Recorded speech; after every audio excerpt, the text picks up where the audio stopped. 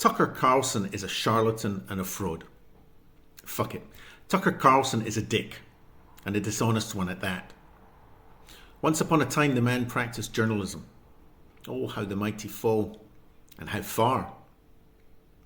Today, as he builds his social media empire, he fills his broadcasts with conspiratorial nonsense about Israel and the Jews, inciting hatred, going full tilt anti-Semitic, shilling for Qatar and the Islamists. This week, though, he really outdid himself. Tucker went online to bring his audience a scoop, a hidden truth, a revelation that he, and he alone, is brave enough to expose. Mossad agents had been arrested in Qatar and Saudi Arabia while planning bombing attacks. An extraordinary revelation. A scoop indeed. What journalism? What courage? This wasn't just another tired rant about Israeli influence over US foreign policy. This was definitive. Israel's intelligence service caught preparing terrorist attacks in 2 Gulf states. Then came the question. Why would Israelis be committing bombings in 2 Gulf countries which are also being attacked by Iran? Well, not so much a question really, more of an insinuation, accusation perhaps.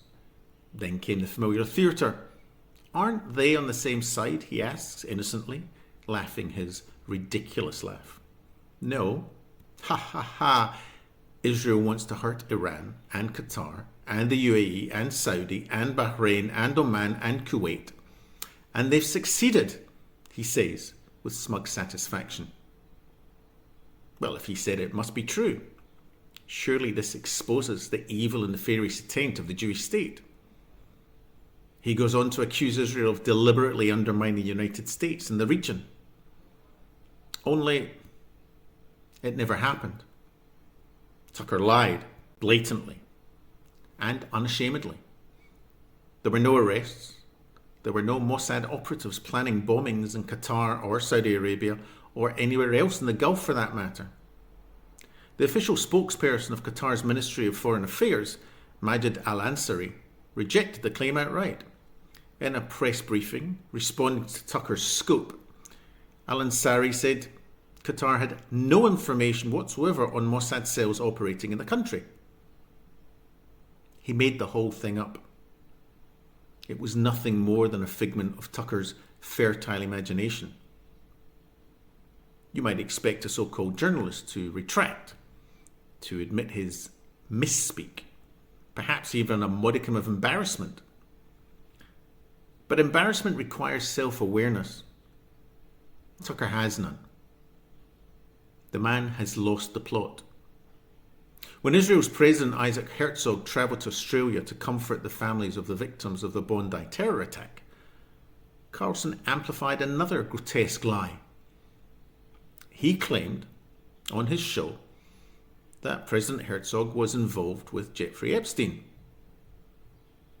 Completely false. No basis in reality whatsoever. It appears that these days every utterance from the charlatan needs to be fact-checked thoroughly.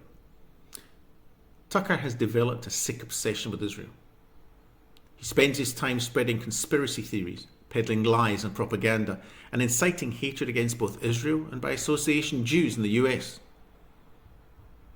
A shadowy force manipulating events, dragging the United States into conflict, controlling the American government, destabilizing the Middle East.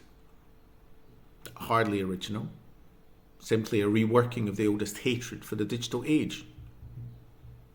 But effective, it would appear.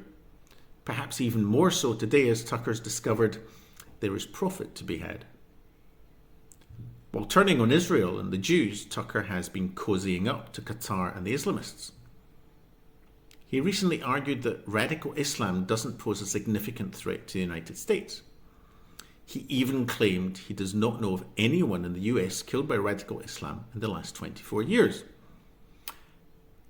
Now, why would Tucker ignore the attacks since 2009 in Fort Hood, in Little Rock, Arkansas, in 2013, the Boston Marathon, Overland Park, Kansas, Chattanooga, Tennessee in 2015, as well as Garland, Texas, San Bernardino, In 2016, Orlando, Florida, Ohio State University, New York and New Jersey, St. Cloud in Minnesota.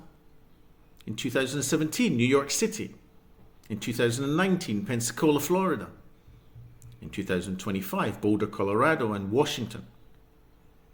To add insult to injury, he characterizes fear of Islam as an artificially inflated myth, or psyop, promoted, of course, by the Israeli government and its supporters to align American interests with their own. It's not journalism, it's propaganda.